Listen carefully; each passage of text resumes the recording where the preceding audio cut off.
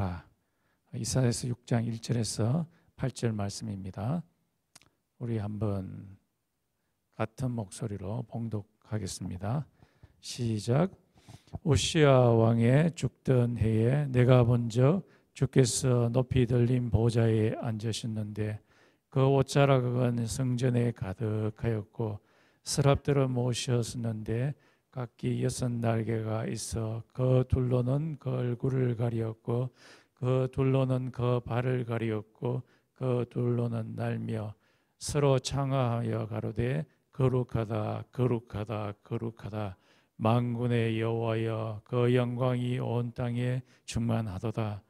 이같이 창화하는 자의 소리로 인하여 문지방의 터가 요동하며 집에 연기가 충만한지라. 그때에 내가 말하되 화로다 나여 망하게 되었도다.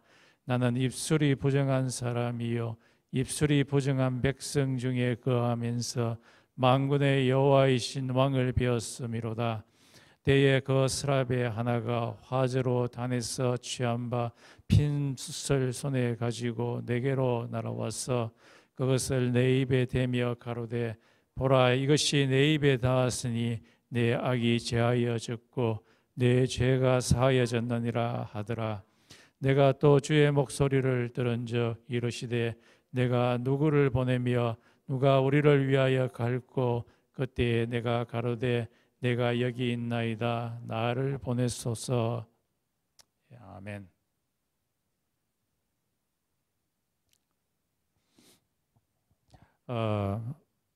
오늘 말씀의 주제는 조금 전에 제가 이야기 드렸듯이 주님의 영광을 체험하라입니다. 저는 1986년도에 주님의 임재를 경험을 했습니다. 1986년도에 판문점 군대에 들어갔을 때 저는 너무너무 비참하였습니다. 매일 밤 구타를 당했습니다. 10서너 명의 소대원들이 나의 가슴을 풀스윙으로 때려서 가슴이 처음에는 퍼렇게 되었다가 자꾸 맞으니까 누렇게 떴다가 그 다음에는 뼈가 튀어나왔습니다. 얼마 후에 금촌에 있는 금촌중앙교회에 있는 한 나이든 전도사님이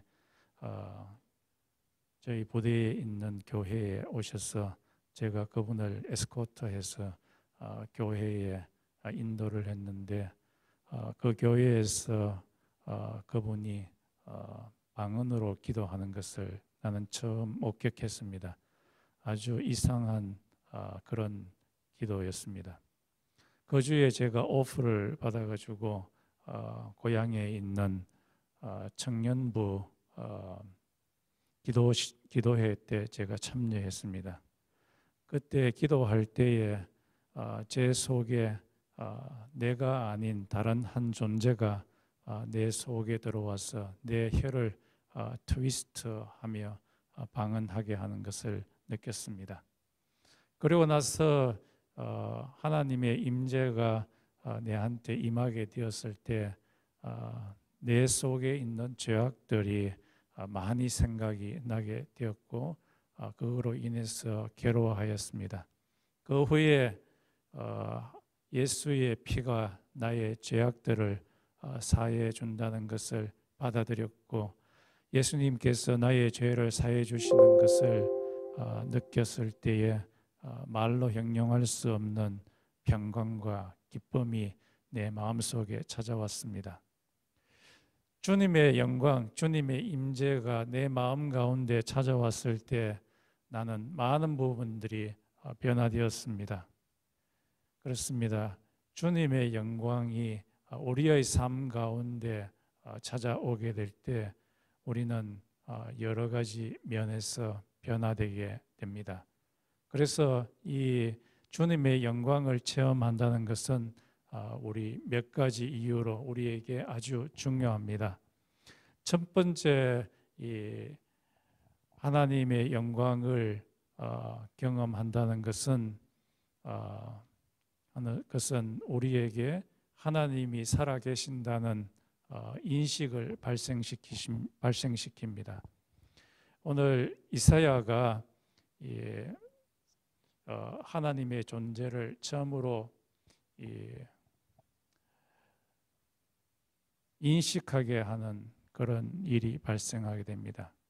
오늘 본문 말씀인 이사야서 6장에 보면 이사야가 성전에 들어갈 때인데 그때 우시야라고 하는 왕이 죽었을 때라고 하고 있습니다. 이 우시야 왕은 유다 왕 중에서 굉장히 훌륭한 왕이었습니다. 정치적으로 또 경제적으로 유다를 굉장히 강력하게 만든 왕이었습니다. 한국어로 말하면은 광개토 대왕과 세종대왕을 합쳤는 그런 훌륭한 왕이었습니다. 하나님께서 함께 하여 주셨기 때문이죠. 그래서 이 우시야 왕이 암몬 군대와 싸워가지고 격파를 시키고 이 암몬으로부터 엄청난 조공을 받게 되면서 유다가 경제적으로 굉장히 부하게 되었습니다. 또 이 왕은 유다의 영토를 굉장히 많이 확장시키는 그런 자였습니다. 그리고 성전에도 템플 게이트를 만든 그런 자였습니다. 그런데 이분이 경제적으로 굉장히 부하게 하고 나라를 굉장히 강하게 했을 때 마음에 찾아온 것은 교만이었습니다. 마음이 교만해서 내가 이 일을 다 이루었다. 그런 생각이 들 때에 절대 권력은 절대 부패한다는 말이 있듯이 그 속에 부패한 마음이 찾아오기 시작했습니다. 그래서 이 우시야 왕이 역대하의 32장에 보면 향로를 들고서 성전에 들어가서 향을 피우려고 합니다. 그때 아자리야 이 제사장과 80명의 제사장이 왕을 뜯어 말깁니다. 이것은 제사장이 할 거라고 하나님께서 명령하신 일입니다. 왕이 이 일을 하시면 안 됩니다. 라고 그렇게 이야기했지만은 이 사람은 이 성전 내에서도 자기 마음대로 하기를 원했습니다. 제사장들이 왕을 뜯어 말리자 이 우시야 왕이 화를 내면서 너희들이 뭔데 하면서 자기가 자기 멋대로 하게 되었습니다. 화를 내니까 하나님께서 보시고 우시야의 이마에 문둥병을 만들게 했다고 합니다. 그래서 이 제사장들이 이 우시야 왕을 성전 내에 머물러 있지 못하게 하고 데리고 급히 나가서 죽을 때까지 요즘으로 말하면 코런틴 분리시켰습니다. 죽기까지 분리시켰습니다. 그래서 이 우시야 왕이 지금 죽었는 그날입니다. 이때 이사야가 등장하는데 이사야는 이 우시야 왕의 사촌 동생입니다. 그래서 이 이사야는 요즘으로 말하면 금수저라고 할 수 있는 자죠. 금수저의 선지자라고 할 수 있습니다.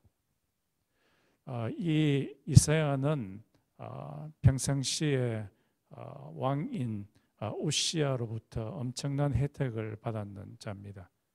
이 우시야에게 의존하고 여러 가지 측면에서 의존했던 자였는데 그런데 이 우시야가 죽게 되자 개인적으로 위기에 처하게 되었습니다. 이런 상황 가운데서 이 이사야가 이런 위기를 어떻게 해결할까 싶어서 성전에 들어가게 되는데, 성전 안에 육체적인 물리적인 성전 이상의 성전이 보이는 겁니다. 그곳에 높이 들린 보좌가 있고 그 보좌 위에 하나님이 앉아 계신 것을 보게 됩니다. 하나님을 보게 되자 이 이사야가 이분이 하나님이신 것을 인식하게 됩니다. 그러면서 자기는 화로다 나여, 내 입술이 부정하다, 부정한 입술을 가진 자로서 하나님 앞에 있게 되었다라고 그렇게 말을 합니다. 그렇습니다. 하나님의 존재, 하나님이 임재하시면은 하나님이 살아계시다는 것을 사람들은 인식을 하게 됩니다. 제가 또 하나님을 인식하게 된 것이, 제가 텍사스에서 어느 교회에서 성찬식이 되어서 성찬을 집례하는데, 그때 하나님의 존재가 이 성전 예배당 가운데 무빙하는 것을 느꼈습니다. 그때 제만 느낀 것이 아니고 옆에 있었던 전도사님도 느끼고 다른 분들도 우리와 다른 존재가 무빙하는 것을 느꼈다고 합니다. 제만 그런 줄 알았는데 한국에 있는 어떤 목사님도 이 성찬식을 할 때에 주의 영광이 임하여서 3분 동안 움직일 수가 없었다고 이야기를 합니다. 그거에 대한 신학적인 그 원리를 보니까 칼빈이라고 하는 프랑스의 종교개혁자가 있는데, 칼빈이 영적 임재설이라는 것을 이야기를 했습니다. 성찬을 할 때에 하나님의 영이 임하게 된다라고 그렇게 말했습니다. 조지 히필드라고 하는 영국의 유명한 이 설교자가 미국 조지아에 와서 예배를 인도할 때에 조나산 에드워즈가 그 당시에 미국의 대각성 운동을 일으켰던 아주 유명한 사람인데, 이분이 설교를 한 후에 그리고 조지 히필드가 기도를 한 후에 그 회중 가운데서 아주 평범한 교인이 소리를 쳤습니다. 그분이 오셨다, 그분이 오셨다라고 이야기를 합니다. 그분은 바로 성령 하나님이셨습니다. 그렇습니다. 성령 하나님이 오시게 되면은 우리가 하나님이 오셨다는 것을 분명하게 알 수가 있습니다. 파스칼도 마찬가지죠. 파스칼은 프랑스의 아주 유명한 과학자고 철학자고 수학자였습니다. 그렇지만은 그의 평상시의 삶은 좀 허무적인 그런 사람이었습니다. 그런데 어느 날 저녁 때에 성령께서 그를 덮쳤습니다. 저녁 10시 30분부터 그리고 그 다음 날 아침 12시 반까지 약 2시간 동안 성령이 얼마나 강하게 임재했던지 간에 나중에 그의 죽었을 때 자기의 가슴을 둘렀던 한 천에 그렇게 적어놨습니다. 그날 밤 성령이 2시간 동안 임하여서 내 가슴이 불이 되었다 하면서 불, fire, fire, fire 이라고 말하면서 그분은 철학자의 하나님도 아니요, 수학자의 하나님도 아니요, 그분은 아브라함의 하나님이요, 아브라함이 보았던 하나님이요, 이삭이 보았던 하나님이요, 야곱이 보았던 하나님이다. 라고 그렇게 말씀을 했습니다. 그렇습니다. 성령님께서 임하시게 될 때 우리들은 성령님이 우리 속에 임하였다는 것을 인식하게 됩니다. 아브라함에게 임하였던 그 하나님이 현재 우리에게도 임하실 수가 있습니다. 그 하나님이 이 시간 우리 가운데 임재하시면 우리가 그것을 느낄 수가 있습니다. 그 성령 하나님, 하나님의 영광을 맛보게 되면, 보게 되면 일어나는 일이 회개하는 일입니다. 오늘 이사야 말씀에 보면은 이사야가 하나님의 영광을 보게 되었을 때 화로다 나여 나는 입술이 부정한 자로다.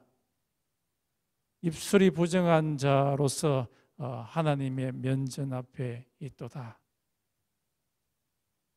자기가 얼마나 더러운 존재인지를 그는 자각하게 됩니다. 하나님의 영광을 체험한 사람은 자기가 얼마나 하나님 앞에서 더러운 인간인지를 알게 됩니다. 왜냐하면은 그 사람은 다른 사람과 비교하는 것이 아니라 하나님과 비교하기 때문입니다. 그래서 오스왈트라고 하는 이 이사야를 주석한 사람이 말하기를 하나님 앞에 서게 될 때에 자기가 얼마나 더러운지를 아는 것은 다른 사람과 비교해서가 아니라 하나님 자신과 내 자신을 비교하기 때문이다 라고 그렇게 말했습니다. 다른 사람은 저 사람은 나와 비슷한데 그렇게 생각하면 나의 허물을 잘 볼 수가 없는데 너무 깨끗하시고 완전 무결하신 하나님 앞에 서게 되었을 때에 하나님의 영광을 보게 되었을 때 내 마음이 이렇게 더러운 자라라는 것을 깨닫게 된다고 했습니다. 이렇게 되었을 때에 하나님께서 도저히 나는 하나님의 면전에서 서 있을 수 없는 그런 사람이라고 깨닫게 되었을 때에 하나님께서 스랍들 중에 한 스랍에게 명령을 해서 화로에 있는 불이 활활 타오르는 숯불을 가지고 와서 이사야의 입술에 대게 합니다. 그렇게 해서 이사야의 속에 있는 그 더러움을 다 태워버립니다. 이것은 예수 그리스도의 십자가의 불과 마찬가지입니다. 진정한 모습을 하나님의 영광을 볼 때 내 자신을 알게 되고 나의 더러움을 알게 되고 그것을 하나님 앞에 토설하게 될 때 하나님께서 그 죄를 사해 주시는 것입니다. 누가복음 5장에 보면 베드로도 마찬가지였습니다. 이 베드로도 하나님의 영광을 보자 자기 자신의 더러움을 깨닫게 되고 회개케 하는 역사가 일어나게 되었습니다. 베드로는 전문적인 어부였습니다. 어렸을 때부터 고기 잡는 일을 했는 자입니다. 그런데 이 본문에 보면 예수님께서 군중들한테 복음을 전하고 이 베드로의 배에 다가와서 배 안에 들어가셔서 베드로에게 배를 육지에서 좀 띄어라. 내가 사람들한테 복음을 배 안에서 전하도록 하기 위해서다 라고 이야기하니까 베드로가 배에서 좀 뛰게 했습니다. 그래서 예수님께서 군중들에게 복음을 전하고 베드로에게 말했습니다.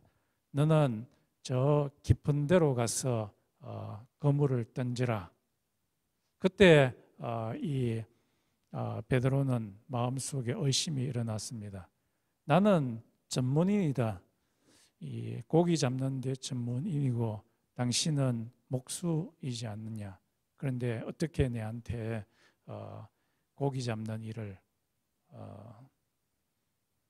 깊은 데로 가서 고기를 잡으려고 하느냐. 내가 밤새도록 고기를 잡으려고 했지만 한 마리도 잡지 못했다. 그렇지만은 이 베드로가 예수님의 말씀에 순종해서 깊은 데로 가서 그물을 바다에 던졌더니만 고기가 그물이 터질 정도로 많이 잡히게 되었습니다.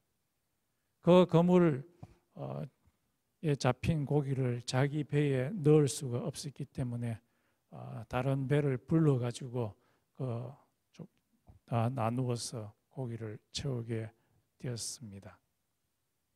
그때 이 베드로에게 찾아온 것은 하나님의 영광이었습니다. 하나님의 영이었습니다. 그것을 체험했을 때 베드로가 예수에게 말합니다. 나는 죄인으로서이다.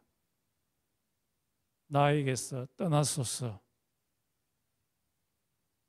I'm a sinner. Depart from me. 나는 죄인으로서이다. 나를 떠나소서. 하나님을 만난 사람마다 먼저 일어나는 반응은 내 속에 있는 더러움이 얼마나 큰지를 깨닫게 되고 하나님의 존재 앞에서 결코 설 수 없는 존재라는 것을 느끼게 되며 나를 떠나소서라고 그렇게 고백하게 됩니다.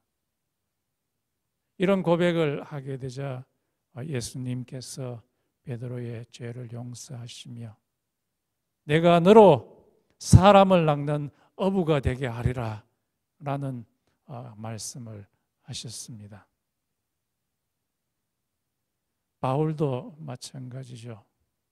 바울도 주의 영광을 보게 되었을 때 자기가 큰 죄인이라는 것을 알게 되었습니다. 이 바울은 아주 지적인 사람이었습니다. 학문적으로 아주 뛰어난 사람이었습니다. 요즘으로 말하면은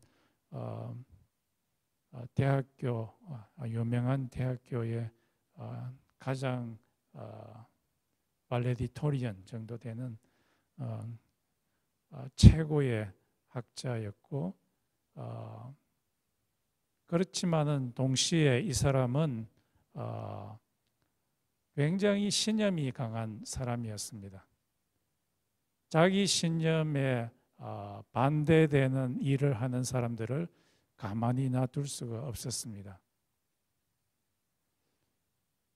자기의 신념은 예수님을 하나님의 아들이라고 고백하는 자들은 다 이단이라고 하는 그런 신념을 갖고 있었습니다. 그래서 이 이단을 죽여야 된다. 비너하스의 열심으로 죽여야 한다는 그런 신념을 갖고 있었습니다. 스데반 집사가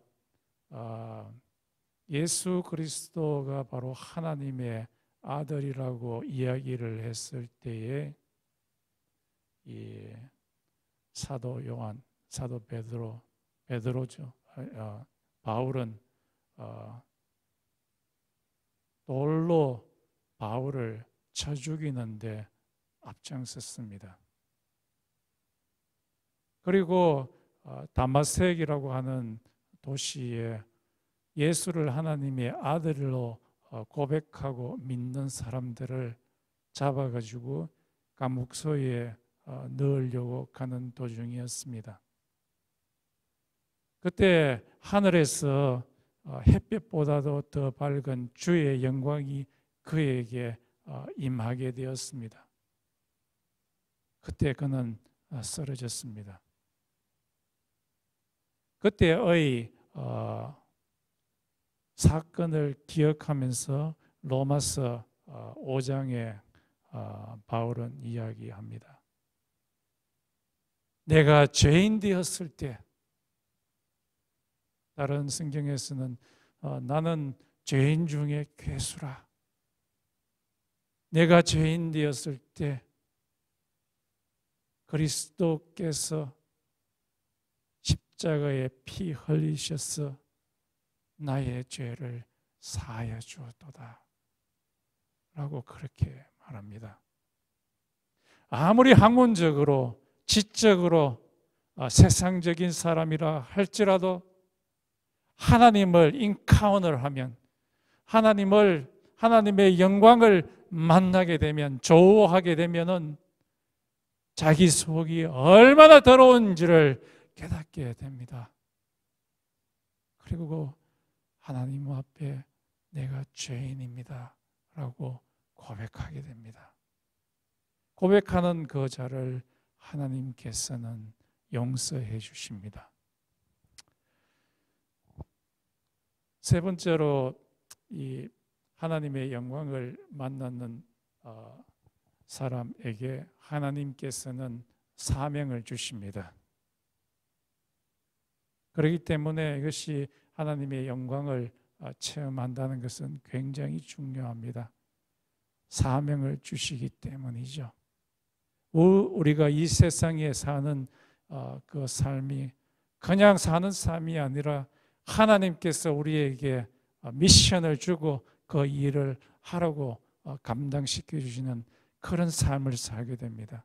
그래서 얼마나 우리의 인생이 값진 삶이 되는지 모릅니다. 이사야가 자기의 죄 사함을 받은 후에 하나님께서 이사야에게 말합니다.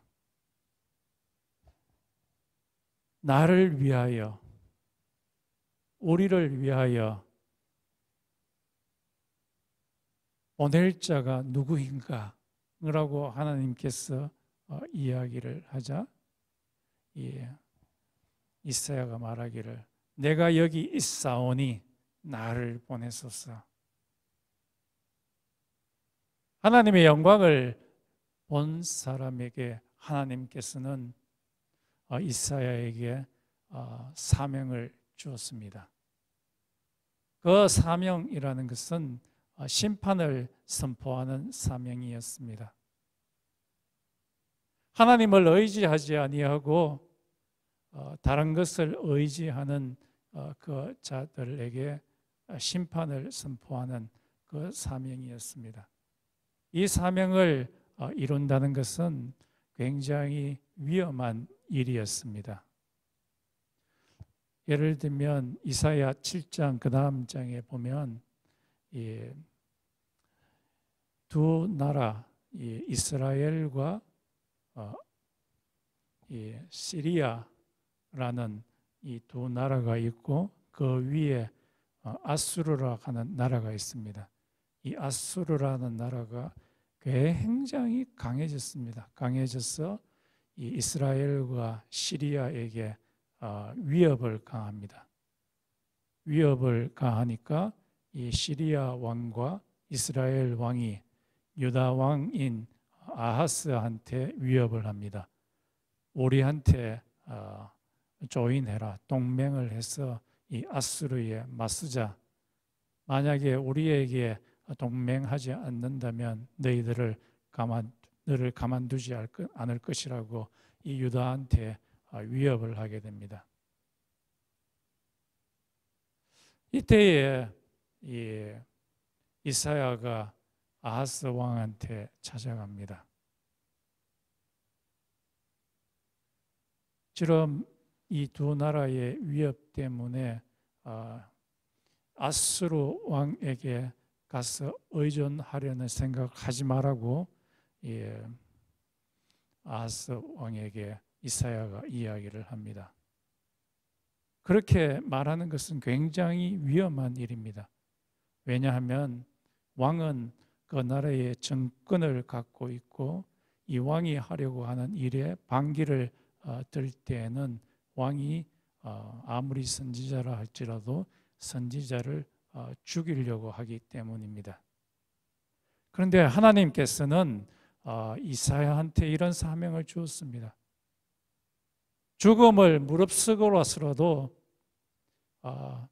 이 세상 것을 의지하는 것이 아니라 하나님을 의지해야 된다고 왕한테 이야기하는 그 사명을 주었습니다. 그 사명을 이사야는 잘 수행을 했습니다. 그렇습니다. 하나님의 이 영광을 체험한 사람은 하나님으로부터 사명을 받습니다. 이것이 존 웨슬리에게도 역시 일어났습니다. 이 존 웨슬리는 굉장히 지적으로 똑똑한 사람이었습니다. 그 당시에 대학교를 가는 사람이 영국에서 드물었는데 이 사람은 영국의 최고의 대학교인 옥스포드 대학교를 다니는 자였습니다. 그래서 지적인 프라이드가 굉장히 강한 사람이었습니다. 그리고 종교적인 프라이드도 굉장히 강한 사람이어서 미국으로 선교사로 가겠다고 지원해서 갖는 사람이었습니다. 이 자만 프라이드가 굉장히 강해서 자기가 말씀을 전하는 그 교회에서 어떤 한 자매를 보았는데 그 자매가 너무 예뻐가지고 이 자매에게 사랑을 고백했습니다. 고백을 했더니만 그 자매가 그 다음 주에 자기 약혼자 남자를 데리고 왔습니다. 그걸 보자 이 존 웨슬리가 화가 너무 많이 나가지고 성찬도 떡과 빵도 주지 않았습니다. 이 두 사람들한테. 그래서 이 교회가 막 완전히 케이아스에 빠지게 되었습니다. 저런 목사가 다 있냐고. 그래서 더 이상 선교를 미국에서 할 수 없어서 영국으로 다시 돌아가게 됩니다.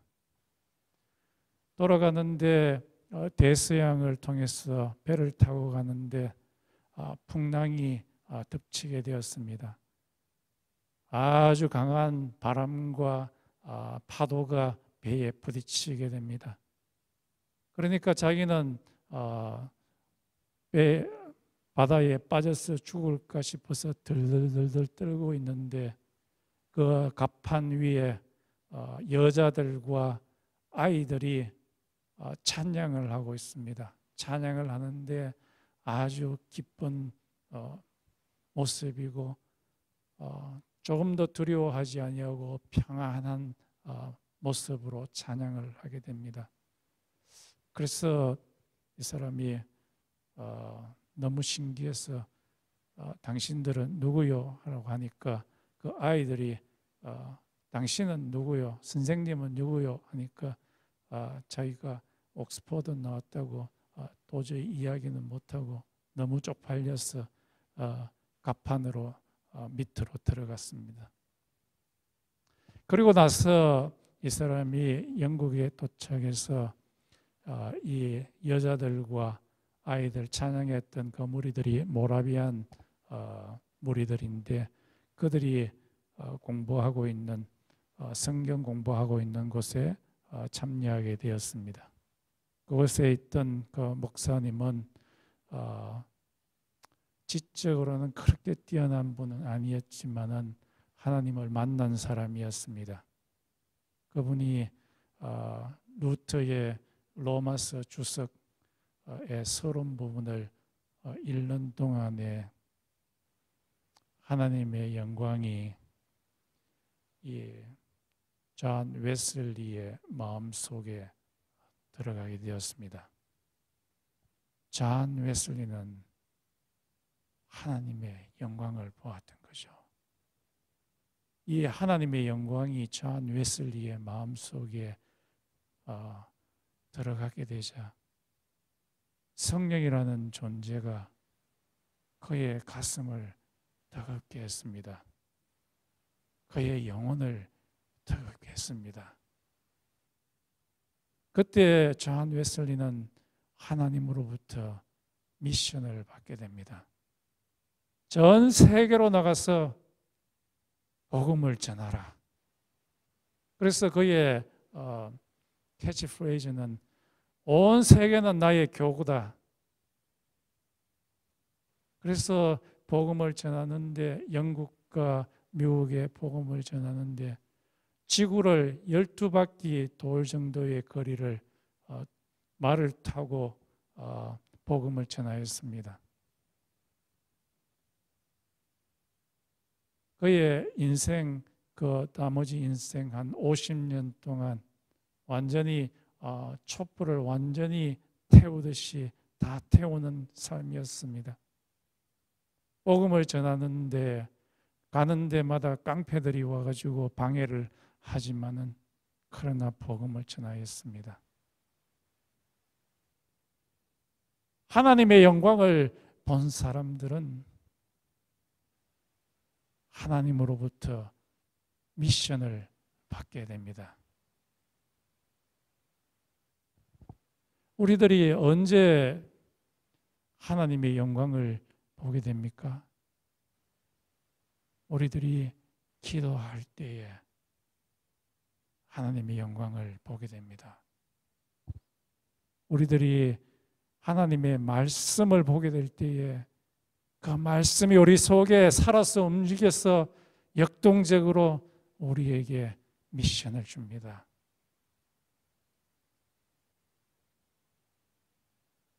이런 미션을 받게 된 사람, 하나님의 영광을 보므로 하나님의 미션을 받게 된 사람은 이사야처럼 하나님이 쓰시기에 아주 편안한 사람이 됩니다.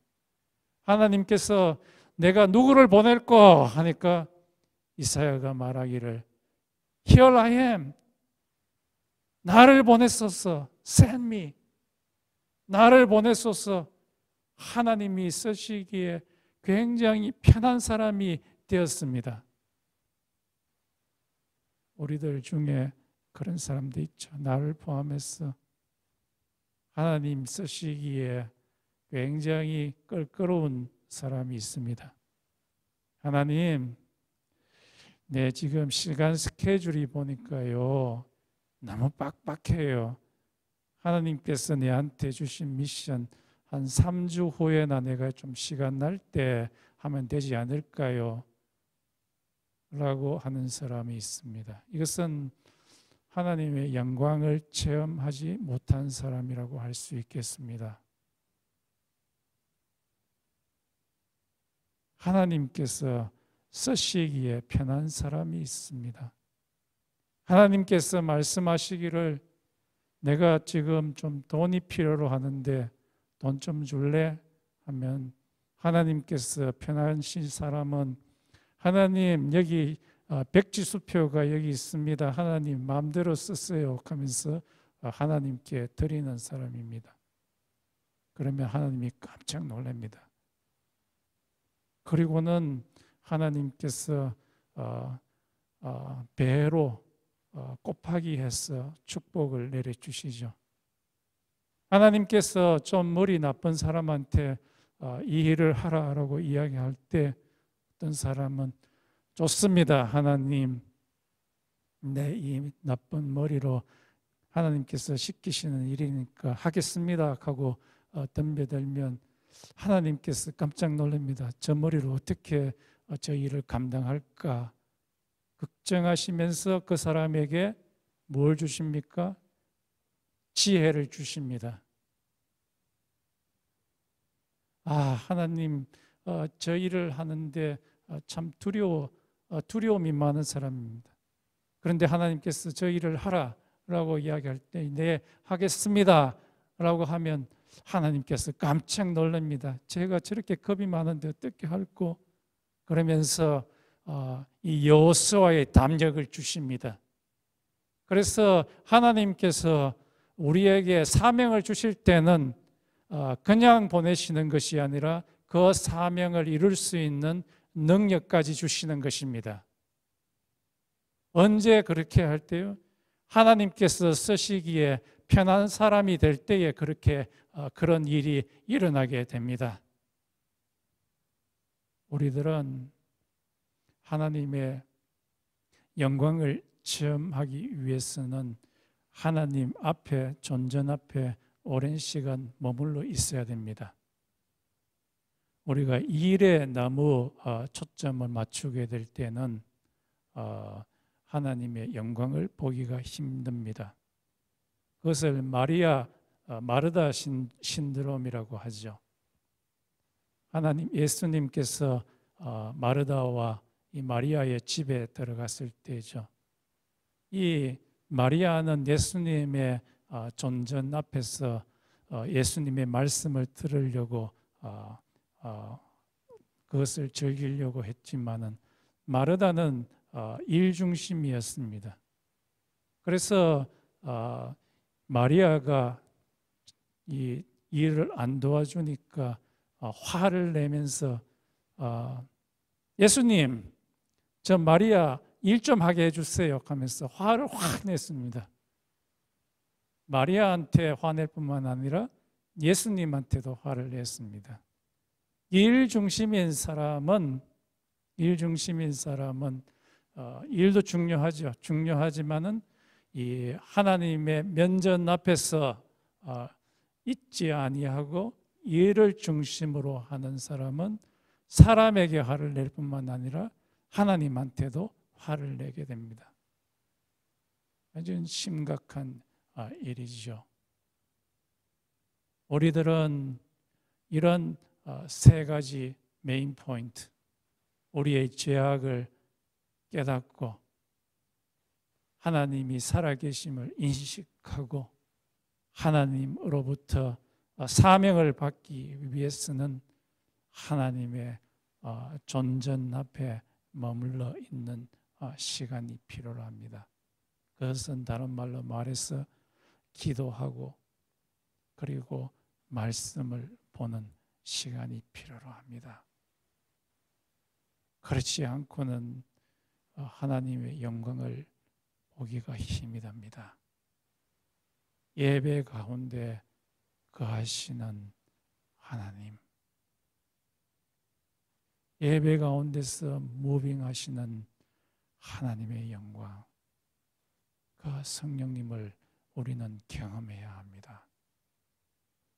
그 성령님을 경험하기 위해서 우리 다 같이 좀 잠시 기도하겠습니다.